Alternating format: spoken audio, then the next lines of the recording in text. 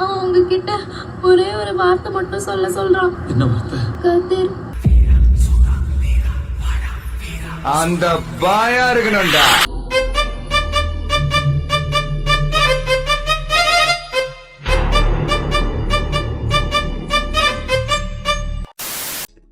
வணக்கம் மக்களை, இன்னைக்கு நான் பார்க்க போற வீடியோஸ் இதை பத்தி நான் ஆக்சுவலா 12வது வீடியோஸ் பார்த்தாச்சு. இது 13வது வீடியோ. நம்ம எபிசோடா பார்த்துட்டு இருக்கோம்ல, சோ அதுல இது 13வது எபிசோட். வாங்க வீடியோக்குள்ள போலாம். கடம்பா இடும்பா முருகா, கதிர்வேல் குமாரா மருகா, துடிவேல் அரசர் கரசே, வடிவேல் அருள்வாய் மலர்வாய். சார் ஒரே டவுட், 18ஆம் படி கருப்புன்றது நாட்டார் தெய்வம் தான் இப்போ வரைக்கும் பாக்குறாங்க. இல்ல வாழ்ந்த ஒருத்தர் இறந்துட்டாரு, ஊரை காப்பாத்தினாரு, அது வரைக்கும் நாங்க குலதெய்வமா கும்பிடுறோம். கிராமத்துல குலதெய்வங்கள் எல்லாரும் கருப்புசாமி தான் சொல்லுவாங்க. ஆனா இந்த 18ஆம் படி கருப்பு மட்டும் வேற. 18ஆம் படி கருப்பன் என்பவன் வந்து யாரு? கண்ணன். நாட்டார் தெய்வம் சொல்லுவாங்க, நம்ம குலசாமி தான் சொல்றாங்க. நம்ம குலசாமிகள் தான் அந்த கருப்பு வழிபாடு அப்படின்னு சொல்றோம். அதை நீங்க என்ன கண்ணனோட கனெக்ட் பண்றீங்க? சோ இது என்ன ஒரு சிமிலரா கனெக்ட் ஆகுது, இது எனக்கு புரியலையே அப்படின்ற மாதிரி கேட்டிருக்காரு. குலதெய்வமும் அப்ப கண்ணனும் ஒன்னா அப்படின்னு, 18ஆம் படி கருப்பும் ஒன்னா அப்படின்ற மாதிரி கேட்கிறாரு. அதுக்கு ஒரு பதில் அவர் சொல்றாரு, கண்ணன் தான் 18ஆம் படி கருப்புன்னு சொல்றாரு. இங்க பெரிய ஷாக்கிங்கே உங்களுக்கு வந்திருக்கும். ஏன்னா 18ஆம் படி கருப்பை பத்தி மோஸ்ட்லி யாருக்குமே அந்த வரலாறு தெரியாது. அங்க இருக்கவங்களுக்கு ஒரு சில சொல்லப்பட்ட ஒரு சில வரலாறு மட்டும் தான் தெரியும். முழுசா தெரிஞ்சிருக்க வாய்ப்பே கிடையாது. ஆனா ஒரு சில மகாபாரதம் ராமாயணத்துல இருக்கிறதே நமக்கு முழுசா புரியல. அவ்வளவு பெரிய புராணத்துல இவ்வளவு பெரிய படம் எடுத்து கோடி கோடியா செலவழிச்சு அதுக்கு விஷுவல் ட்ரீட் எல்லாம் கொடுத்து அதுவே நமக்கு புரியல. சின்ன சின்ன சிறுகதைகள்லாம் நமக்கு முழுசா புரிஞ்சிட போது. சோ அந்த பாயிண்ட் ஆஃப் வியூல அவர் என்ன சொல்ல வர்றாரு அப்படின்னா, கண்ணன் தான் அந்த 18ஆம் படி கருப்பு அப்படின்னு சொல்றாரு. இதுக்கான சான்றுகளும் அவர் கொடுக்குறாரு, அதையும் பாருங்க. மகாபாரத கண்ணன் எது?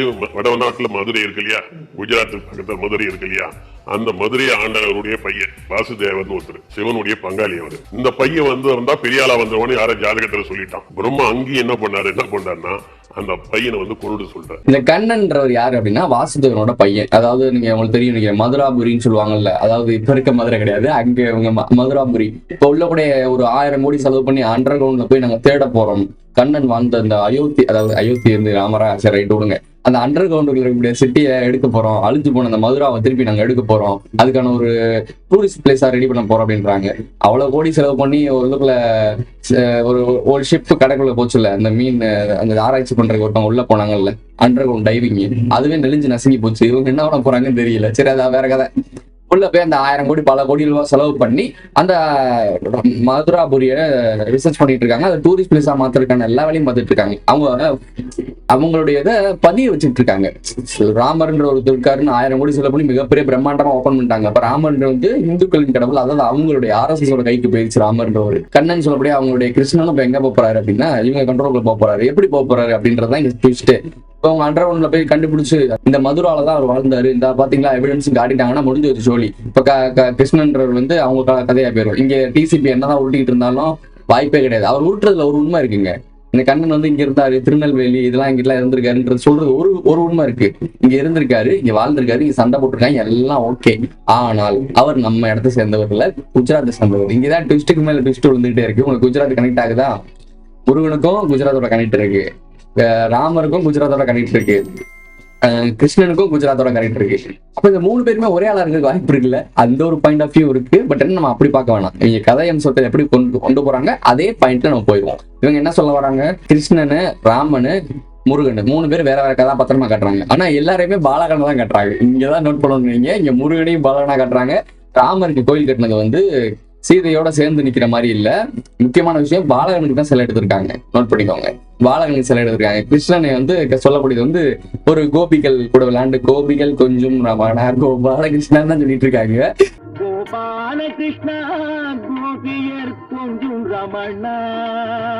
உங்களுக்கு விஷயம் புரிஞ்சிருக்கு. எல்லாருமே இந்த சிறுவர்களாக காட்டியிருக்காங்க. காரணம் என்ன?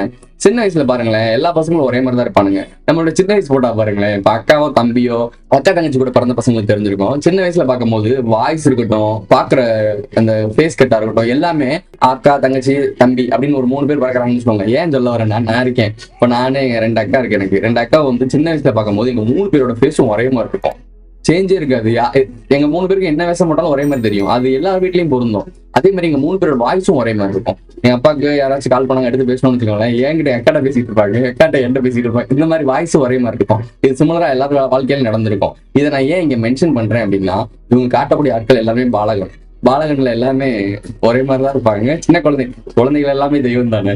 உங்களுக்கு புரிய நினைக்கிறேன். நிறைய விஷயங்கள் நம்ம போற பக்கம் நம்ம சொல்லிட்டு இருக்கோம். சோ கவனமா கவனிச்சுட்டு வாங்க. அவர் கொண்டு வந்து வளர்த்த இடம் எங்கன்னாக்கா இங்க இது மதுரைக்கு பக்கத்துல தெரியுங்களா? திருநெல்வேலியில இருந்து மதுரை வரைக்கும் இடையில பாத்தீங்கன்னா ஒரு கண்ணன் கோயிலா இருக்கும். மதுரைக்கு பக்கத்துல ஒரு கோயில் இருக்குது, ஸ்ரீவில்லிபுத்தூரே வந்து கண்ணன் கோயில்.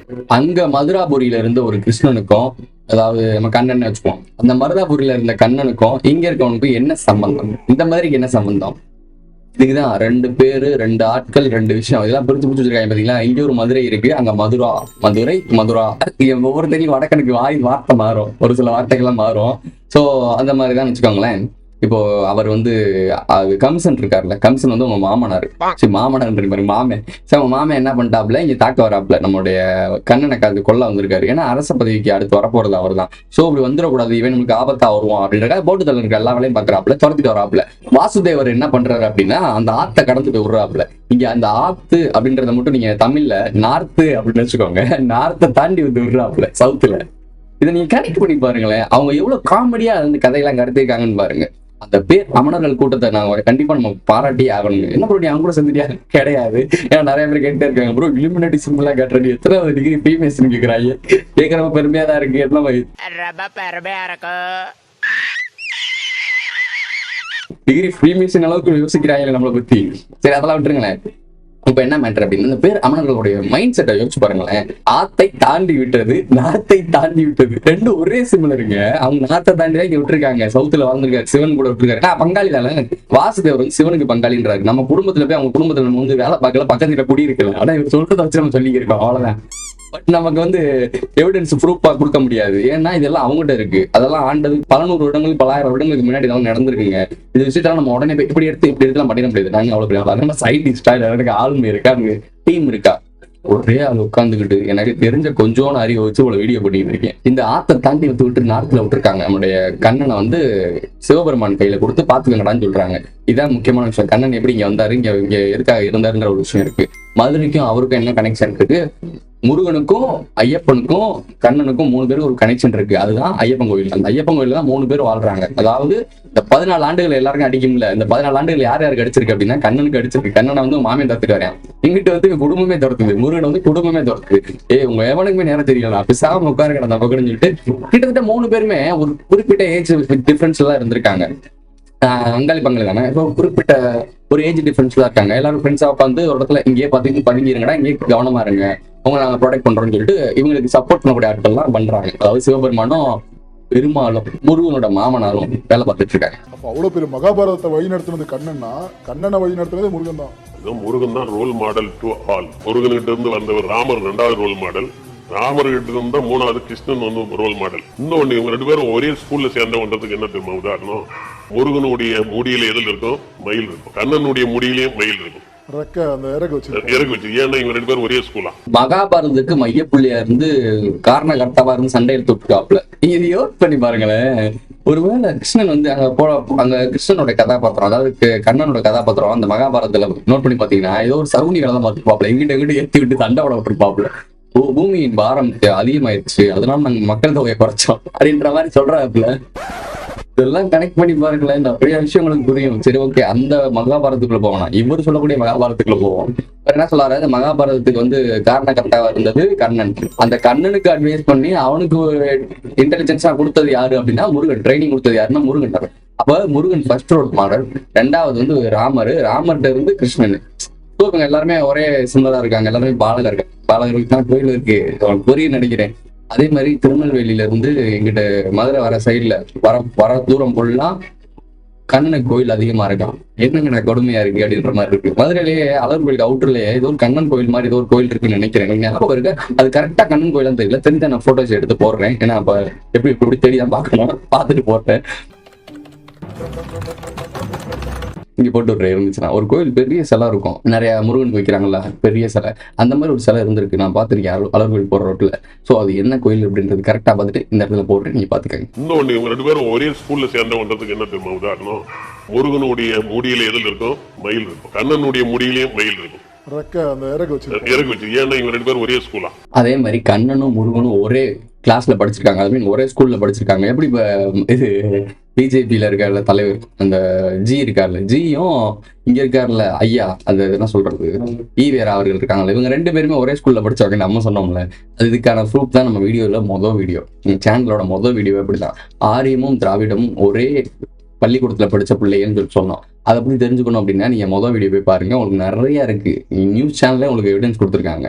அங்கிருந்து அப்புறம் மனமாற்றம் மாதிரி இவர் கடவுள் வேணான்னாராம், கடவுள் இல்லைன்னு சொன்னாராம், இவர் கடவுள் தான் இருக்காருன்னு சொல்லுவாராம். இப்போ ரீசெண்டா நம்மளுடைய PM மோடி என்ன சொல்றாரு, நான் மனிதனே கிடையாதுன்ட்டா. ப்ரோ மனிதனே இல்லை யார் ப்ரோ? இன்னொருத்தர் கமெண்ட் பண்றாரு, ப்ரோ அவங்க பாம்புன்னு ஒத்துக்கிட்டாங்க ப்ரோ. என்னங்கய்யா நாகரிக பிளேட்ல எல்லாம் இங்க வெளியே இருக்க முடியாது போதுமா, கலப்புகளும் இங்க வெளியே நிக்க முடியாது, அவங்களாம் இருக்க இடமே தெரியாது உங்களுக்கு. இதெல்லாம் அதுக்கு கீழே வேலை பார்க்குற கூட்டங்கள், அவ்வளவுதான், வேற ஒண்ணுமே கிடையாது. நீங்க ரொம்ப திங்க் பண்ண வேண்டாம். சிம்பிளா நாகக்கலப்பு, நாகரீனம், இது யாருமே வெளியே வர மாட்டாங்க, நீங்க பார்க்கவே முடியாது. இந்த பெரிய பெரிய ஆட்கள்ன்றீங்கல்ல, அவங்களே பார்த்துருக்க மாட்டாங்க. எல்லாரும் கும்பிடுங்க சும்மா கிட்ட ஓரமா உட்காந்து இந்த சர்ச்சுக்கெல்லாம் முடியும்னா பாவம் மன்னிப்பு கேட்க போகல, அந்த மாதிரி தான் பார்த்துட்டு வருவாங்க, நேரடியா பார்க்க முடியாது. இதெல்லாம் இதெல்லாம் அப்புறம் பார்க்கலாம். ஓகே, இப்ப ரீசெண்டா பார்த்துருப்பீங்க, நான் மனித பிறவே இல்லை, எங்க அம்மாவுக்கு நான் பயாலஜி பிள்ளையே இல்லைன்னு. என்னடா கொடுமை, எனக்கு உண்மையிலேயே ஷாக்கிங். இது ஒரு பிரதமர்லாம் சொல்லுறாருன்றது எனக்கு ஷாக்கிங். அதை கேட்டு இன்ன வரைக்கும் எனக்கு ஷாக்கிங்கா இருந்துச்சு. ஸோ அந்த கண்டென்ட் பேசுறதுனால அந்த விஷயத்தையும் இதில் ஆட் பண்ணிக்கிட்டோம், நோட் பண்ணிக்கோங்க. இன்னொன்று, இவங்க 2 பேரும் ஒரே ஸ்கூல்ல சேர்ந்தவன்றதுக்கு என்ன தெரியுமா உதாரணம்?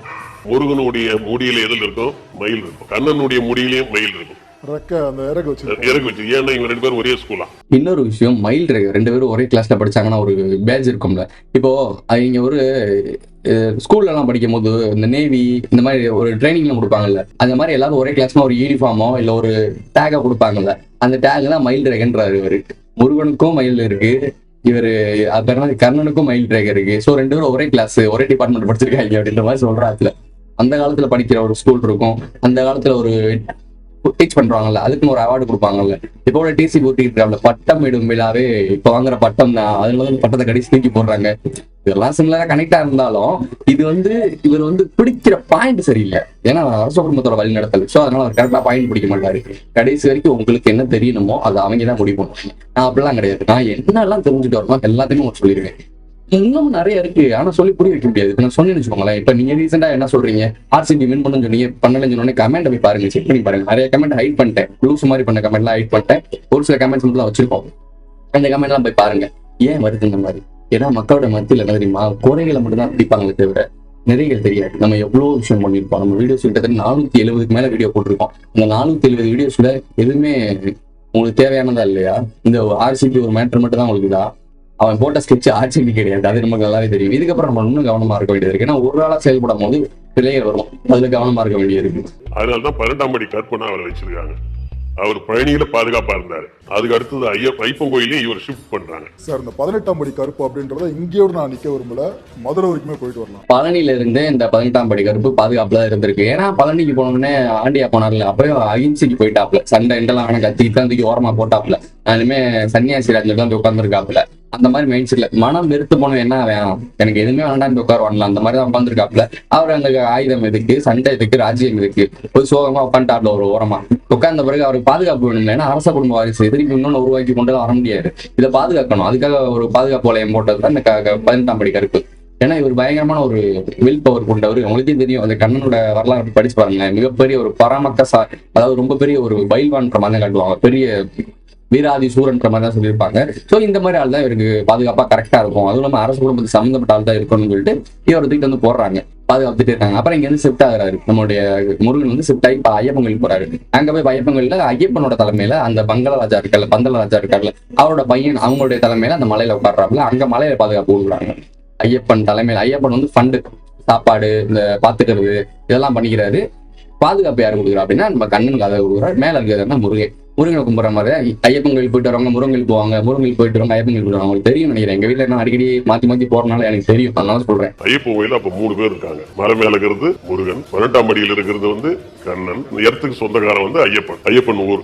ஐயப்பன், கந்தன், நம்மளுடைய கண்ணன் இருக்காப்ல. இவங்க 3 பேர் சேர்ந்து ஒரு இடத்துல இருக்காங்க. 3 பேருமே முக்கியமான புள்ளிகள். அதாவது அரச குடும்ப வாரிசுன்னு வச்சுக்கோங்களேன். இந்த அரச குடும்ப வாரிசுகள்லாம் அடுத்தடுத்த தலைமுறையா நிக்க போகுது. அதாவது ஜென்ரேஷன் 3 பேருமே ஒதுக்கப்பட்டு ஓரமா உட்காந்துருக்காங்க அப்படின்னா சும்மா இருப்பாங்கன்னு நினைக்கிறீங்களா? இப்ப நம்மள மாதிரி பசங்களே இருப்போம், ஒருத்தர் கூட சண்டை போட்டோம் அப்படின்னு வச்சுக்கோங்களேன், பசங்களாம் சேர்ந்து ஒரு டாப்ல உட்காந்தோம் என்ன பண்ணுவாங்க, நீ மச்சான் இப்படி பண்ணிட்டான் மச்சான் அப்படி பண்ணிட்டான் மச்சான் எங்கேடா படிக்கிறாங்கடா, நீங்க பஞ்சாயத்து பண்ணாங்க ஒர்க் பண்ணி இதெல்லாம் ஸ்கெட்ச் போடுவீங்கல்ல, அந்த மாதிரி 14 ஆண்டுகள் ஒரு இடத்துல உட்கார போறாங்க அப்படின்னா சும்மா இருப்பாங்கன்னு நினைக்கிறீங்களா? என்ன பண்ணிருக்காங்க, ஸ்கெட்ச் போட்டிருக்காங்க. அடுத்து நம்ம எப்படி மீண்டு எழுதணும், என்ன மாதிரி பண்ணணும், எப்படி ஸ்கெட்ச் பண்ணணும், என்ன மாதிரி எங்க அடிச்சா எதை தூக்கணும் அப்படின்றத பயங்கரமான ஒரு ப்ராப்பரான பிளானிங் போடுறாங்க. அந்த 3 பேர் சேர்ந்து பயங்கரமான ஒரு பிரில்லியன்டான ஒரு ஐடியாஸ் எல்லாம் ரெடி பண்ணிட்டு இருக்காங்க. சோ 3 பேருமே அரச குடும்ப வாரிசு. அப்ப அவங்களுடைய இடத்த பிடிக்கணும்ன்றது எல்லாருக்குமே அது இருக்கதானே செய்யும். ஆனா இந்த 3 பேரும் உட்காந்துங்க சும்மா இருப்பானா? யாரு? முருகர், ஐயப்பன், கண்ணன் 3 பேரும் உட்காந்து எதிர்கால அரசியல திட்டமிடுறாங்க. நம்மளுடைய வீட்டுல ஒரு அக்கா தங்கச்சிக்குள்ள நம்ம வந்து சாப்பிடுற பண்ணுக்கு சண்டை போடுவோம். உங்களே தெரியும் நினைக்கிறேன். அப்போ இது இவ்வளவு பெரிய உலகத்தை ஆளக்கூடிய ஒரு விஷயம். இதுக்குள்ள சண்டை போட மாட்டாங்கன்னு நினைக்கிறீங்களா? யோசிக்க மாட்டாங்கன்னு நினைக்கிறீங்களா? அதுதான் நடந்திருக்கு. இந்த பொலிட்டிக்கல் டிராமாவை தான் நம்ம வீட்டுல வரலாறா புராணங்கள் நம்ம கைட்ட கொடுத்துட்டாங்க. இந்த புராணங்கள்ல இருக்க பொலிட்டிக்கல் பிரிச்சு எடுத்துட்டீங்கனாலே மேல ஒருத்தர் இருப்பான், எல்லாத்துக்கும் மேல ஒரு காரணகர்த்தா இருப்பான். அவனை பிடிங்க ப்ரோ. அதான் ப்ரோ பேர் அமனர் அப்படின்னீங்க. பேர் அம்மனருக்கு கை காட்டின ஒரு கை இருக்கு பாருங்க, அந்த கை தான் இங்க சிக்கலே. அந்த கை மட்டும் எங்கேயுமே வெளியே வராது. அதை பத்தி நம்ம பேசிட்டே இருக்கோம் முன்னாடி இருந்து. இப்ப இந்த விஷயத்துல அதை பேசலாம். இந்த விஷயத்துல வரலாறு இவங்களுடைய பாலிட்டிக்குள்ளே போயிடும். முக்கியமான விஷயம் என்னன்னா, பெண்களே வரக்கூடாது ஐயப்பன் கோயிலுக்குன்றாங்களே. பெண்களால் ஏதாவது ஒருத்தன் பாதிப்பு வந்தாலும் பெண்களையே மூஞ்சில முடியக்கூடாதுன்னு ஒருத்தன் முடிவு எடுப்பான். ஐயப்பன் வரலாறு தான் நீங்க படிச்சிருப்பீங்க. அவர் என்னன்னாக்கா, ஐயப்பனை வந்து வளர்த்து கொண்டு போய் மதுரைக்கு இளவரசர் ஆகிறதுக்கு ட்ரை பண்ணாங்க. ஐயப்பனை வானான்ட்டு முருகன்னு சொல்லிவிட்டாங்க. யார்? பிரம்மா தான் முடிவு பண்ணாரு. ஒன்னு நோட் பண்ணிக்கோங்க, முதல் ஃபெயிலியர் மாடல் வந்து ஐயப்பன் நம்ம சொல்லியிருந்தோம். இப்ப எங்க வரான்னு புரியுது அவங்களுக்கு. ஐயப்பனை மதுரைக்கு தலைவனாக்க பார்த்திருக்காங்க. அதாவது இப்ப இருக்கார்கள் முருகன் இடத்துக்கு ஐயப்பனை கொண்டு வரதான் முயற்சி பண்ணிருக்காங்க. அங்க ஃபெயிலியர் ஆயிருக்கு.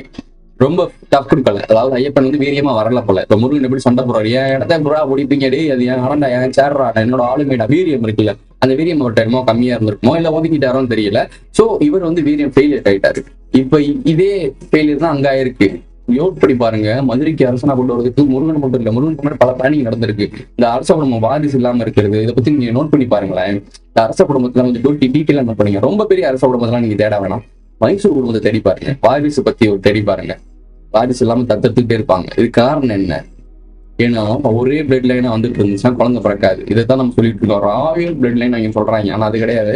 விஷயம் என்னன்னா, ஒரே பிளட் லைன்ல அடுத்தடுத்து கல்யாணம் பண்ணி குழந்தை பத்திட்டே இருந்தீங்க, குழந்தை வராது.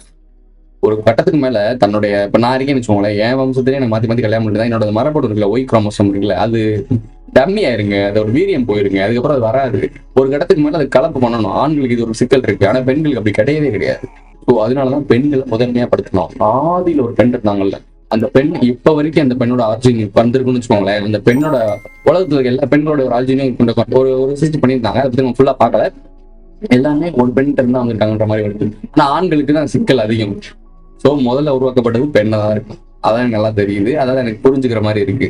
சோ அதை அப்புறம் பார்க்கலாமே. இது வேற ஒரு கான்செப்ட், பெரிய கான்செப்ட். இது அப்புறம் பார்க்கலாம். திருமாலுக்கும் பிரம்மாவுக்கும் பிடிக்காது. இது பிராமண நான் பிராமண போராட்டம், கிட்டத்தட்ட ஆரிய திராவிட போராட்டம் மாதிரி. உங்களுக்கு விஷயம் புரிஞ்சிருக்கும். நான் சொல்ல தேவை 2 வார்த்தையிலே பல பேர் பிடிச்சிருக்கீங்க. புதுசா பார்க்குற ஆட்கள் இருக்காங்க. நம்ம ஆடியன்ஸ்ல புதுசாவும் பாக்குறாங்க. அவங்க குழப்பமா இருக்குது. அவங்களோட கமெண்ட்ஸ் எல்லாம் வித்தியாசமா இருக்கு.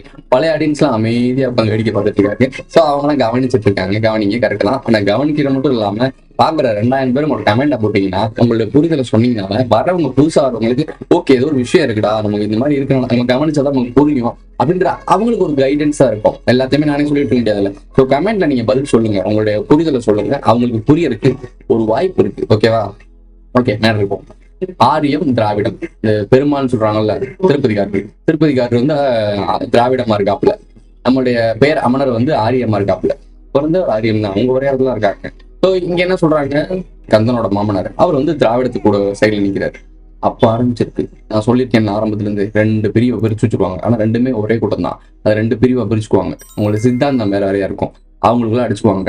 கடைசி வரைக்கும் மக்கள் வாழ்ந்துகிட்டே இருப்பாங்க. மக்கள் கீழே தான் இருக்கணும். இவங்க மட்டுமே மேல இருப்பாங்க. இவங்களுக்குள்ள அரசியல் பஞ்சாயத்து, பொலிட்டிக்கல் பஞ்சாயத்து எல்லாருமே ஒரே கூட்டமே ஆண்டுகிட்டே இருந்துச்சுன்னா போர் அடிச்சிருங்களேங்க. ஒரு இன்ட்ரெஸ்டிங் இருக்கணும் அப்படின்றதுக்காக தான் இந்த மாதிரி விஷயம். அதுதானே ஐபிஎல் வந்து ஒவ்வொரு நாடு சண்டை போட்டு இருக்கு. ஒரே நாட்டுக்குள்ள எல்லாரும் சண்டை போட்டுறீங்க. அப்படி இந்தியாவுக்குள்ள இருக்கக்கூடிய ஒவ்வொரு அரச குடும்பமும் சேர்ந்து மோதிக்கிறது பேர் தான் ஐபிஎல். 2 மனைவி இருந்ததா சொல்றாங்க. அவங்க யார்? ஐப்பனிக்கு 2 மனைவி இருந்ததா சொல்றாங்க. ஐயனார் கோயில் அதுல 2 பெண்கள் இருக்காங்க. எப்பயுமே ஐயனார் கோயில் இருப்பாங்க. ஐயனார் பெண்கள் பாதிப்பு என்பது ஐயனாருக்கு, அது ஐயப்பனுக்கு வரலாறுல கிடையவே கிடையாது. ஐயப்பன், ஐயனார், இதோட கனெக்ஷன் உங்களுக்கு புரியும் நினைக்கிறேன். பேர் காரணமே, பேர்னால ஒண்ணு அப்புறம் அப்படிங்கிட்ட பல விஷயங்கள் இருக்கு. ஸோ அந்த ஐயப்பனும் ஐயனாரும் ஒன்றுன்ற மாதிரி தான் பாக்குறாங்க. இவரும் அந்த மாதிரி தான் சொல்றாரு. அந்த ஐயனார்ன்றவருக்கு 2 பெண்கள் இருப்பாங்க. ஐயனார் சிலைக்கு கீழே 2 பெண்கள் இருப்பாங்க. ஸோ ஐயனாருக்கு, அதாவது ஐயப்பனுக்கு 2 மனைவி இருக்க மாதிரி தான் இவர் சொல்றாரு. ஆக்சுவலா நமக்கு அது கிளியரான எவிடன்ஸ் கிடையாது. ஏன்னா அவர் வந்து ஒரு யோகி மாதிரி தான் உட்கார வச்சிருக்காங்க. அங்கே பாலிடிக்ஸ் நடந்திருக்குங்க. இந்த பாலிடிக்ஸ்லாம் நம்ம உடைக்க முடியாது. சிறிதாக தான் எல்லாருக்கும் மேலே புரிஞ்சிடாது. ஸோ அதுக்கு தான் நம்ம சொல்றது, எல்லாருக்கும் இந்த வீடியோலாம் புரியாது. நம்ம வீடியோஸ்லாம் புரியணும்னா கொஞ்சம் நுணுக்கமாக உள்ள வந்து பார்க்கணும். இது வரைக்கும் இருக்கக்கூடிய கட்டமைப்புக்குள்ள இருந்து வெளியே வந்து என்னதான்டா நடக்குது அப்படின்னு பார்க்குறவங்க தான் விஷயம் புரியும். எல்லாருக்கும்லாம் புரிஞ்சிடாது. 98% அப்படிதானே, என்ன பண்றது, ஒண்ணும் பண்ண முடியாது. அப்போ ஐயப்பன்ற சொல்லக்கூடிய ஆட்களுக்கு பெண்கள்னால பிரச்சனை கிடையாது. அப்ப அவர் கோயிலுக்கு பெண்கள் வரக்கூடாதுன்னு சொல்றதுக்கு அவசியமே கிடையாது. அப்படியே ஐயப்பன் கோயிலுக்கு பெண்கள் வரக்கூடாது அப்படின்னு சொல்றாங்கன்ற காரணத்தை தான் இப்போ அவர் சொல்ல போறாரு. நோட் பண்ணிக்கோங்க, 200 ஆண்டுகளுக்கு முன்னாடி ஐயப்பன் கோயில் இவ்வளவு ஃபேமே கிடையாது. நோட் பண்ணிக்கோங்க, அவ்வளவு ஃபேமே கிடையாது. திடீர்னு தான் ஃபேம் ஆயிருக்கு. அப்படி ஃபேம் ஆனது முருகன் கோயிலுக்கு ஈக்குவலா ஃபேம் ஆயிருக்கு. ஏன்? இங்கேதான் விஷயம் இருக்கு. முருகனோட கனெக்ஷன் தானே இது. அதை பத்தி ஒவ்வொன்றா பார்த்துட்டு வரும். கனெக்ட் பண்ணிட்டே வாங்க, அப்பதான் உங்களுக்கு புரியும். தெய்வானை விநாயகர் கூட இருந்தால்தான் டெல்லியை வந்து விநாயகர் ஆள முடியும். இப்ப டெல்லியில் இருக்கிற சொத்து இருக்குல்ல, அரசியல் இருக்குல்ல, அது யாருக்கு வரும்? இப்ப தெய்வானை யாரு இருக்காங்களோ அவங்க டெல்லி ஆளுகிற உரிமை வரணும்னா தெய்வானை யாரு கூட இருக்கணும்? விநாயகரோட சேர்த்து வச்சாதான் டெல்லி வரும். அப்போ பெண்களால பாதிக்கப்பட்டவர் யாரு? ஐயப்பன் கிடையாது, தூக்கி ஓரமா வைங்க. அப்புறம் கிருஷ்ணன் யாரு? அந்த கண்ணன் யாரு? அவரு பிளே பாய், அவர் அப்படிதான் காட்டியிருப்பாங்க. 100 இயர் கொஞ்சம் தெரியும் நினைக்கிறேன். தலைவர் ஜாலியா என்ஜாய் பண்ணிருப்பாங்க. பிளே பாய் கைஸ் அவரு. அவர் ஓரமா வச்சுருங்க. ஒரே ஒரு ஆளுக்கு தான் பெண்களால பஞ்சாயத்து வந்துருக்கு. அது யாரு? முருகன். முருகனுக்கு என்ன பஞ்சாயத்து? முதல் அவங்க அம்மா தான் கூட்டி வந்து சக்தின்னு சொல்லி சக்திவேல் பேர் கொடுத்து அவருக்கு ஒரு ட்ரேட்மார்க் கொடுத்து போய் சண்டை வர்றான்னு சொல்லி வளர்த்து விட்டது அவங்க தான்.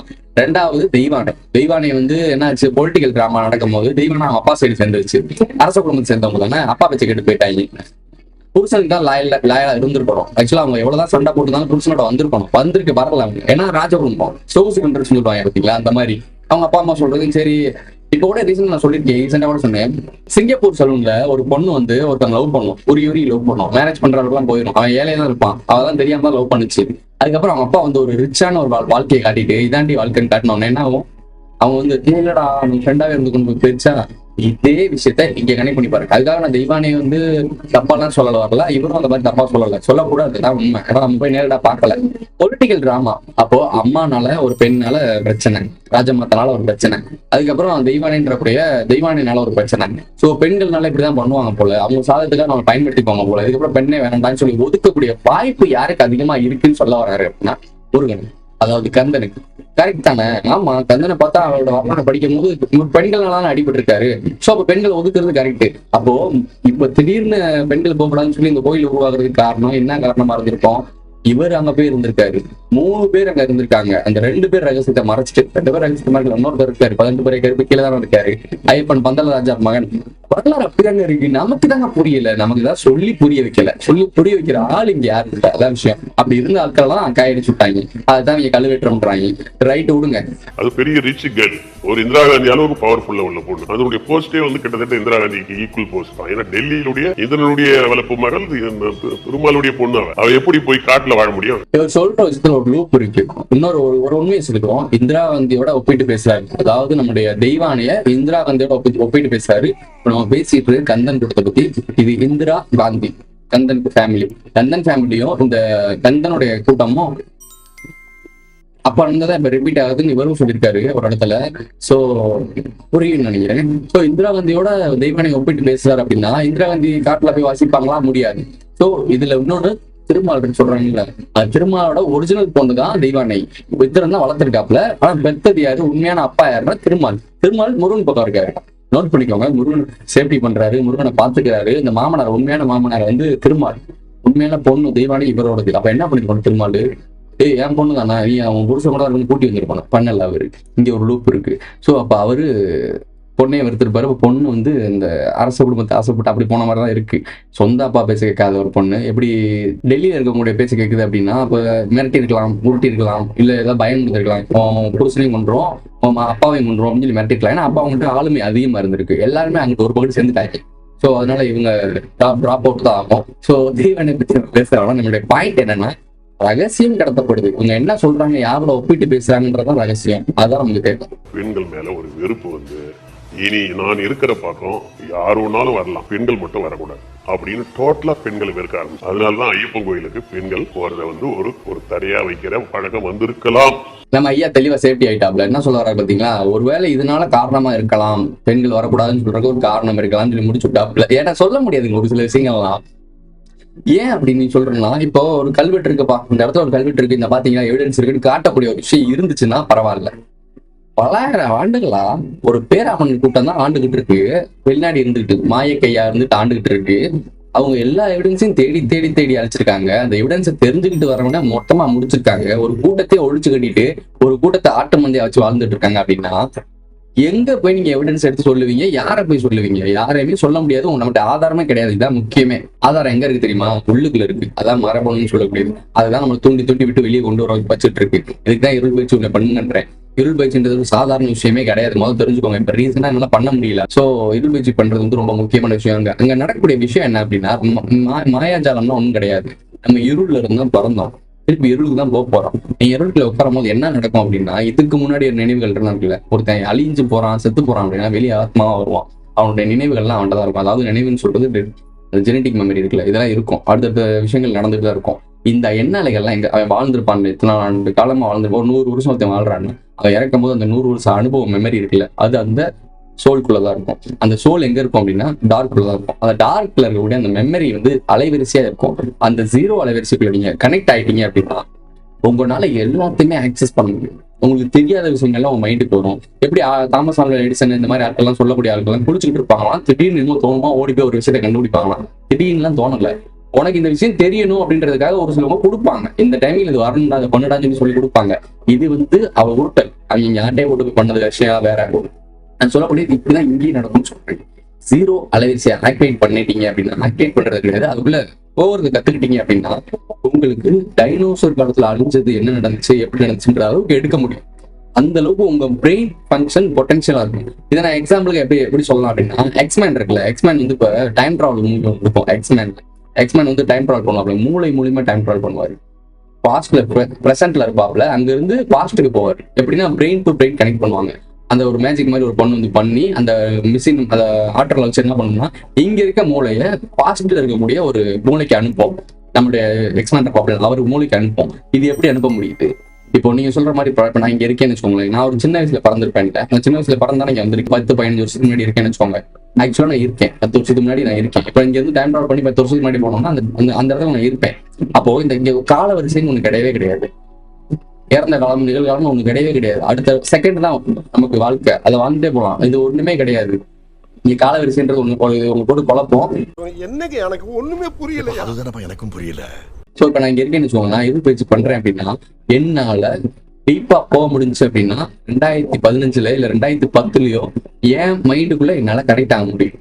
இதுக்கு பேர் தான் இருள் பயிற்சின்ற விஷயம். இது டீப்பா போகும். இதை பத்தி நம்ம டீட்டெயிலா பேச முடியாது யூடியூப்ல. அது நம்ம கூட க்ளோஸ்டா பேசுறவங்க தான் நம்ம பேசிட்டு இருக்கோம். எல்லாத்தையுமே ஓப்பனா சொல்ல முடியாது. சோ நான் ஏன் இதை நான் ஏன் இதை சொல்றேன் அப்படின்னா, இந்த வெளியே இருந்து வேடிக்கை பார்க்கறான் பாருங்க, இந்த அப்படியே நோட் பேட் வச்சுட்டு என்னடா குறிச்சுக்கோண்டா ஆட்டையை போட்டு அங்க யாரும் பண்ணிட்டு இருக்காங்கல்ல, அவனுக்கு தெரியணும் இங்க விஷயம் எல்லாம்லாம் ஒண்ணும் கிடையாது. சொல்ல வேண்டிய விஷயத்த மட்டும் தான் சொல்ல முடியும், எல்லாத்தையும் சொல்ல முடியாது. இப்போ நான் ஒரு வீடியோ போட்டிருக்கேன், இந்த வீடியோ முழுசா எவன் பாக்குறானோ அவனுக்கு அந்த விஷயம் புரியும். புரியுதா? இதுக்குதான் நான் சொல்றேன், என் வீடியோஸ் எல்லாம் முழுசா முதல்ந்து பார்க்கணும்ன்றது. நான் பேசிக்கிட்டே இருப்பேன், திடீர்னு ஏதோ ஒரு கண்டென்ட்ல இருந்து ஏதோ ஒரு விஷயத்த நான் சொல்லுவேன். இது காரணம் எப்படி புரியும் உங்களுக்கு? முழுசா பாக்குறவனுக்கு தான் புரியும். அதுக்காக தான் இந்த வேலையை பார்க்குறோம். நம்மளை யார் கரெக்டா ஃபாலோ பண்ணிட்டு வரானோ, எவன் டெடிகேஷனா இருக்கானோ அவனுக்கு தான் ரகசியம் போய் சேரணும், எல்லாருக்கும் சேரக்கூடாது. இப்போ நீங்க யோசிச்சிருப்பீங்களே, இருள் பயிற்சிக்கும் நம்ம பேசுற டாபிக்கும் சம்மந்தமே இருந்திருக்காது. நான் ஏன் பேசுறேன்? இதுதான் விஷயம். ரகசியத்தை இப்படிதான் நம்மளால கடத்த முடியும். அவன் என்ன நினைப்பான், ஏதோ கந்தனை பத்தி தான் பேசுறான் என்னன்னு போயிருப்பான். உள்ளூர்ல என்ன பேசிருப்பான், இதான் விஷயமே. புரியும் நினைக்கிறேன். ரெண்டாவது, அந்த கூட்டமா போய் பாக்குற பழக்கம் இருக்குல்ல, அது முருகனுக்கு மட்டும் தான் இந்தியாவிலேயே. ஒண்ணு பழனிக்கு வராங்க, இல்லன்னா ஐயப்பன் கோயிலுக்கு வராங்க, இல்லன்னா திருப்பதிக்கு வராங்க. ஏன்னா திருப்பதியும் முருகனுக்கு சம்பந்தப்பட்ட கோயில். அங்க சுத்தி இங்க வந்துட்டாங்க பாத்தீங்களா? ஐயப்பன் கோயில், முருகன் கோயில், பழனி கோயில், முருகன் கோயில், திருப்பதி கோயிலும் முருகன் கோயில். ஸோ கனெக்ஷன் ஆயிடுச்சு. இதை தான் நம்ம ரொம்ப நாளாக சொல்லிட்டு இருக்கோம். திருப்பதியும் வேண்டா மேட்ருன்னு. என்ன அவங்க அங்க வந்து திருப்பதியில வந்து அவங்க மாமனார் தூக்கி வச்சுட்டாங்க, ஐயப்பன் கோயில அவன் தம்பியை வச்சுட்டாங்க. அவ்வளவுதான் மேட்ரு, வேற ஒண்ணுமே கிடையாது. யோசிச்சு பாருங்களேன், திருப்பதி கோயில அந்த நாமத்தை எடுத்தா ஒரு சிலையோட உருவம் தெரியுது. அந்த சிலையோட உருவம் என்ன, ஏன் எடுக்க மாட்டாங்க? ஏன் அதை பாதுகாத்து வச்சுருக்காங்க? கருவறைக்குள்ள ஏன் மத்தால விடவே மாட்டேங்காங்க? முக்கியமான புள்ளிகளை மட்டும் விடுறாங்க. முக்கியமான புள்ளிகளும் அலங்காரம்லாம் பண்ண பிறகு தான் விடுவாங்க. அலங்காரம் பண்றதுக்கு முன்னாடி விட மாட்டாங்க. இது எல்லாமே ரகசியம். அப்ப அந்த பேர் அமணர்களுடைய ஆளுமை எவ்வளவு பெருசா இருக்கு பாத்தீங்களா? ஐயோ தீட்டுப்பட்டுரும், ஐயோ இதாயிரும், அபசகுணமாயிரும், அதாயிரும். ஆனா கருவறையில இதே பேர் அமணர்கள் கூட்டம் நீங்க நியூஸ் பார்த்திருப்பீங்க. கருவறைக்குள்ள என்னெல்லாம் பண்ணிருக்காங்க. நார்த்ல ஒரு சின்ன பிள்ளை ஆசிபா தெரியும் நினைக்கிறேன். அது எங்க நடந்துச்சு? கருவறைக்குள்ள தான் நடந்துச்சு. இன்னொன்னு நடந்துச்சு. கருவறைக்குள்ள ஒரு பெண் கூட ஒரு இந்த பேர் அமணர் அவரோட பார்த்திருப்பீங்க வீடியோ எல்லாம். சொல்றது எதுவுமே ஆதாரம் இல்லாதது இல்லை, நீங்க எல்லாருமே பார்த்த விஷயம் தான். அப்போ அவங்களுக்கு தெரியுது அங்க ஒண்ணுமே கிடையாதுன்னு. ஆனா அங்க போனா உங்களுக்கு தேவையானது கிடைச்சிடும். புரியுதா? அது கிடைச்சிடக்கூடாது. தனக்கான ஒரு அந்தஸ்து அந்த கருவறைக்குள்ளதான் இருக்குன்னு அவனுக்கு தெரியுது. அந்த கருவறையை விட்டு நம்ம உள்ள என்னைக்கு போறோமோ, அதாவது மனிதர்கள் எல்லாருமே சகஜமா எப்ப அந்த கருவறைக்குள்ள போறோமோ அன்னைக்கு அவன் காலி ஆயிடுவான். அதாவது அவன் அந்த இடம் வேலை எல்லாம் போயிடும். நீ அங்க இருக்கணும். நீங்க நோட் பண்ணி பாருங்க, நிறைய பெருங்கோயில்ல போய் பாருங்க. ஒரு துண்ணூர் இருக்காங்க. துண்ணூர் போறது ஒரு பேர் அமணர் என்ன பண்ணணும்? அன்பா, பாசமா, கருணை, கடவுளிடம் உரையாடக்கூடிய ஒரு ஆட்கள் என்ன பண்ணணும்? இந்த அங்கே வைத்துக் கொள்ளுங்கள் அப்படின்னு பொறுமையான அன்பு தானே இருக்கணும். அங்கட இந்த போ காசு போட்டா புரியுதா புரியல என்ன சொல்லி உங்களுக்கு புரிய வைக்கிறது? இவங்க சொல்லி கடவுள் உங்களுக்கு நல்லது செஞ்சிருவாரா? இப்ப புரியுதா உங்களுக்கு நம்ம சொல்லக்கூடிய விஷயங்கள் என்னன்னு? ரகசியம் புரிஞ்சுக்கணும். அப்படின்னா நம்மளுடைய குலதெய்வம் கோயில் எல்லாம் பாருங்க, இந்த மாதிரி ஆளா இருக்க மாட்டாங்க. நம்மளுடைய தாத்தாவோ இல்ல சித்தப்பாவோ இல்ல பெரியப்பா மாடம் யாரோ நம்ம குடும்பத்துல இருக்க ஏதோ ஒரு பங்காளி அவனா யாரோ ஒருத்தவங்க தான் அந்த பூசாரியா இருப்பாங்க. அவங்க எப்படி பண்ணுவாங்க? அவங்கள்ட்ட சாமி வரும். ஏதாவது மீனாட்சி அம்மன் கோயிலுக்கோ இல்ல பெருமாள் கோயிலுக்கோ யார்கிட்ட சாமி வந்து வரம் சொல்லி பார்த்து நடக்க ஆற்றல் இறங்க வேண்டிய ஆட்கள் தான் இறங்கும். இது ஆற்றல் இறங்குறதுன்றது வந்து ஒரு கம்ப சூத்திரம்னா ஒண்ணுமே கிடையாது. மூளையில அவரோட ஃப்ரீக்வன்சி, அவங்களுடைய ஃப்ரீக்வன்சி வந்துட்டு போகும். இவ்வளவுதான். இதைத்தான் பேய் பிடிக்கிறதுன்றாங்க, பைத்தியம் பிடிக்கிறதுன்றாங்க, எனக்கு யார் சொல்லுவாங்க. இது ஒரு பெரிய கான்செப்டுங்க. அதெல்லாம் நம்ம பேசிட்டே தான் இருக்கோம்.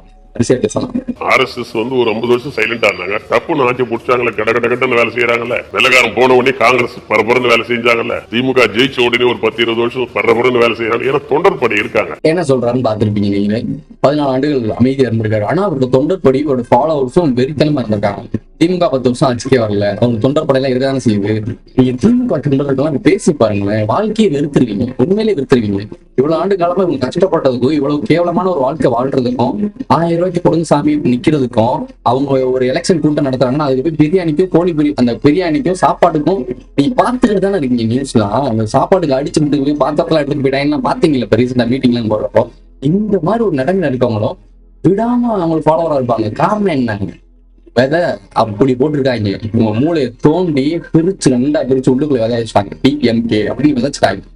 ஒண்ணுமே பண்ண முடியாது. இதுதான் நாமளும் சொல்றோம். என்ன விதை விதைக்கிறோம்? எங்க அப்பா அடிக்கடி சொல்லுவாருங்க சின்ன வயசுல இருந்து.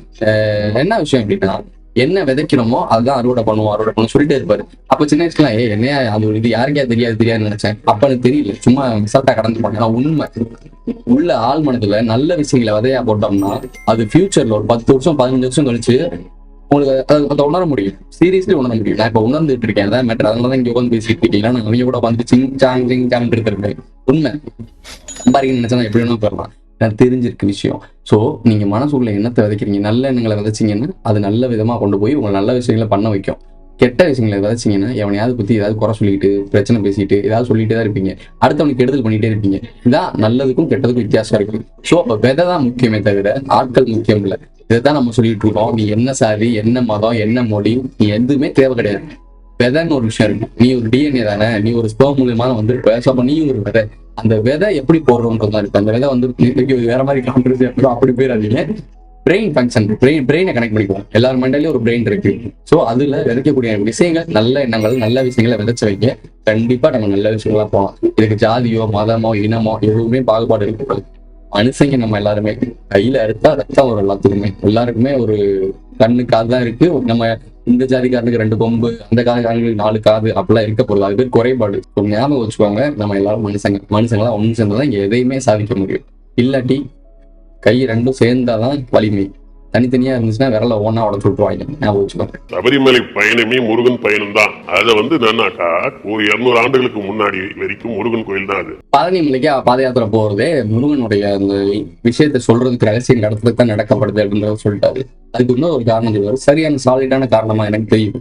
பழனி முருகனை எந்த பார்த்த மாதிரி இருக்காரு? சபரிமலை கோயில பார்த்த மாதிரி தான் பழனி முருகன் சிலையை வச்சிருக்கு. ஏன் அந்த மாதிரி வைக்கிறாங்க? அந்த காலத்திலேயே வச்சாங்க. பழனியிலிருந்து இடம் பெயர்ந்து சபரிமலைக்கு போனதுனால அந்த சிலை பார்வை எங்க இருக்குது? இப்ப முருகனுடைய பார்வை பழனி கோயில் இருக்கக்கூடிய அந்த சிலை இருக்கு பாத்தீங்களா, அந்த சிலை வந்து எங்க பார்த்து இருக்கு அப்படின்னா ஐயப்பங்களை பார்த்து இருக்கு.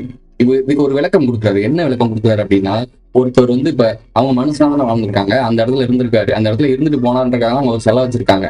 சோ அந்த இடத்துல இருந்தாருன்றதுனால அங்க ஒரு சிலை வைக்கிறாங்க. அப்போ அவர் எங்கிட்டு போனாருன்றது சொல்லணும்ல, சுச்சமா சொல்லணும்ல. அதுக்காக என்ன பண்றாங்க, எந்த சைடு அவர் இங்க இருந்து கிளம்பி போனாருன்ற மாதிரி காட்டுறதுக்காக எந்த திசையில அவருக்கு போனாரோ அந்த திசையை பார்த்து சிலையை வைப்பாங்க. அதாவது முகம் சொல்லுவாங்க, வாசல் கட்டும் போது இந்த வடக்கு திசையை பார்த்து வைங்க திட்டு அந்த மாதிரி இருக்குல்ல, அவர் எந்த திசையில பார்த்து போறாரோ அந்த திசையில பார்வை இருக்கும், அதாவது மூஞ்சி இருக்கும். சோ அந்த மாதிரி பண்றாங்க. அது ஐயப்பன் கோயில் பார்த்துருக்கு. அப்ப பழனியில இருந்து ஐயப்பன் கோயில் போயிருக்காரு. இதுதான் விஷயம், இதுதான் கடத்தப்பட்டிருக்கு. இப்படிதான் பல கோயில்கள், முக்கியமான கோயில்கள், இந்த ஐகானிக்கா இருக்கும்ல, இந்த ஐகானிக்கா இருக்கக்கூடிய கோயில்கள்லாம் விஷயம் இப்படிதான் கடத்தப்படுது. இது யாருக்கு புரிய வைக்கிறதுக்காக பண்றாங்கன்னா சாதாரண மக்களுக்கு புரிய வைக்கிறக்காக. சாதாரண மக்களுக்கு புரியுமா? இப்பெல்லாம் சொன்னா புரியுமா? உங்களுக்கு புரியுமா? ஏன்னா சாதாரண மக்களுக்கு புரிய வைக்கிறதுக்காக இங்க இருந்து இந்த பக்கம் டைரக்ஷன்ல பாக்குறாரு, அந்த பக்கம் தான் எடுத்தது நெக்ஸ்ட் வேற இடத்துக்கு போறாரு. ஆக பழனி முருகன் பார்ப்பது ஐயப்பனை நோக்கி தான் பார்க்கலாம். யாரு கவனிச்சிருப்பா இது ஐயப்பங்களை பார்த்துருக்குன்றது? யாரு கவனிச்சிருப்பா? இதெல்லாம் சொல்லிக் கொடுக்குற இடத்துல யார் இருக்கா? இப்ப யாராச்சும் சொல்லிக் கொடுக்க முடியுமா? இல்ல நான் இதெல்லாம் சொல்லிக் கொடுக்குறதுக்கு நான் தான் ஆளா? இதுக்கு முன்னாடி ஆளே இல்லையா? எவ்வளவோ ஞானிகள் இருந்தாங்கன்னு சொல்றீங்க, பெரிய பெரிய பிரில்லியன்ஸா இருந்தாங்க. ஏன் அதெல்லாம் சொல்லலை? முருகனை பத்தியோ இல்ல சிவன் குடும்பம் இருக்குல்ல, இந்த குடும்பத்தை பத்தி ஆராய்ச்சி பண்றதுக்கு யாருமே வரலையா? வந்திருப்பாங்க. ஏன் அதை சொல்லலை? சொன்னாலும் கேட்குற இடத்துல நீங்க இருக்க மாட்டீங்க. உங்க மனநிலையை புரிஞ்சுக்கிட்டு பக்குவப்பட்டவனுக்கு தெரியுங்க, இந்த டைமிங்ல அதை சொன்னோம்னா கேட்க மாட்டாங்க, நம்மளை லூஸ் மாதிரி பார்ப்பாங்கன்னு தெரியும். அப்புறம் ஏன் ப்ரோ நீங்க சொல்ற அப்படின்னா, கேட்கறதுக்கு ஆள்ல நினைச்சிட்டு இருக்கீங்களா? கேட்டு வரவங்க தேடி வரவங்க வந்துகிட்டு தான் இருக்காங்க. அவங்களுக்கு விஷயம் போய் சேரணும்னா நம்ம வேலையை நம்ம சரியா செஞ்சுக்கிட்டே இருப்பாங்க. ஒண்ணுதான் சொல்லுவேன், நான் அன்னைக்கு சொன்னதுதான். நான் பாலைவனத்துலயும் விதை போடுறேன், தரிசனத்துலயும் விதை போடுறேன், நல்ல பலமா வரக்கூடிய விஷயத்துலயும் விதை போட்டுட்டு இருக்கேன். வளர்றது அவங்கவுங்க கையில தான் இருக்கு. நான் போட வேண்டியது போட்டுட்டு தான் போறேன், எல்லா இடத்துலயும் நான் போட்டுட்டு தான் போறேன். அதாவது நான் சொல்லக்கூடிய விஷயங்கள், நல்ல விஷயங்களை விதைச்சுக்கிட்டே தான் இருக்கு. அது நல்ல மண்டையில ஏறுதா கெட்டவே மண்டையில ஏறுதா இல்ல ஏறவே ஏறாதா அப்படின்றது அவங்க கையில தான் இருக்கு. அவங்களுடைய சாமர்த்தியம் இதுதான், வலிமை தான் ஜெயிக்கும். புரியும் நினைக்கிறேன். எல்லாருக்குமே விஷயம் புரியணும்னு அவசியம் இல்லை. 5 லட்சம் தான் சும்மா கிடையாது, ஒரு வழியே இல்லை. இன்னொருத்தர் என்ன கேட்கிறாரு, 5 லட்சம். அப்ப 5 லட்சத்துக்கு எந்த மாநிலம் கரெக்டா இருக்கும், எந்த மாவட்டம் கரெக்டா இருக்கும்? அப்படிலாம் கிடையாது. இது கரெக்டா இருக்கணும். உங்களுக்கு புரிஞ்சுக்கோங்க. நீங்க எங்க வேணா இருக்கலாம், இஸ்ரேல்ல இருக்கலாம், காசால இருக்கலாம், எங்க வேணா இருக்கலாம். இது கரெக்டா இருந்தா நீங்க எங்க தான் சாப்பிட்டு தப்பிச்சுக்குவீங்க. அதான் புத்தி உள்ள பிள்ளை பொழைச்சுக்கணும்னு சொல்லுவாங்கல்ல, அதுதான் உங்களுக்கு அட்வைஸ். புத்தி இருந்துச்சுன்னா பொழைச்சிப்பீங்க. அந்த புத்தி எப்படி உருவாக்கணும், எப்படி கொண்டு வரணும், அதுக்கு ஒரு பாதையை தான் நம்ம காட்டுறோம். புத்தியை நம்ம கொடுக்கல. இந்த பாதையை பிடிச்சு போனீங்கன்னா உங்க புத்தியை நீங்க வளர்த்துக்கலாம். அவ்வளவுதான் விஷயம். அதுக்காக நான் புத்தியை கொடுக்குறதுக்கு, உங்களுக்கு புத்தி கொடுக்குறதுக்கு நான் பெரியவர் கிடையாது. அதே மைண்ட்ல வச்சுக்கோங்க. அப்புறம் அதுக்கு ஒரு கமெண்ட் போட்டாலும் போடுவீங்க. என்ன சமாளிக்கவே முடியல. சரி ப்ரோ, சாதாரண மக்களுக்கு புரியுன்றங்க அதை பண்ணிட்டாங்கன்றலாம் சொல்லிட்டீங்க, இவ்வளவு டீட்டெயிலா சொல்லிட்டீங்க, எனக்குலாம் புரிஞ்சிச்சு செல்வம். பட் எதுக்கு அவர் 2வது திருமணம் பண்ணாரு? இதான் நான் கேள்வி வரணும். ஏன்னா தெய்வான ஒருத்தவங்க இருக்காங்கல்ல, இவர் தான் சன்னியாசம் போயிட்டார்ல, எதுக்கு திருமணம் பண்றாரு? 14 வருடங்கள் முடியுது. 14 வருடங்களுக்கு அப்புறம் ரைஸ் ஆகணும். ரைஸ் ஆகணும்னா மனைவி இருப்பாங்க. மனைவி இல்லாம ஒன்றுகிட்ட எல்லாம் ஒன்றும் பண்ண முடியாது. வம்சம் அடுத்த வம்சம் வேணும். மிகப்பெரிய சாம்ராஜ்யத்தை பிடிச்சிக்கிட்டு யார்கிட்ட பிடிச்சி போறது? இதை பிடிச்சி என்ன பிரயோஜனம்? இப்ப நான் இருக்கேன் சொல்லுவோம், எனக்கு வம்சம் ஒரு மிகப்பெரிய போர் வீரன் இருக்கான். அந்த போர் வீரன் சண்டை போட்டு பல நாடுகளை ஜெயிச்சிட்டான். அவனுக்கு அடுத்த ஜென்ரேஷன் இல்லைன்னா அவன் இவ்வளவு பேர் சண்டை போட்டு பிடிச்சி என்ன பிரயோஜனம்? வேஸ்ட் இல்ல. அந்த வரலாறை பாதுகாக்கிறதுக்கு, இதை ஆண்டு அனுபவிக்கிறதுனாச்சும் அடுத்த ஜென்ரேஷன் இருக்கணும்ல. சோ இதான் மேட்ரு.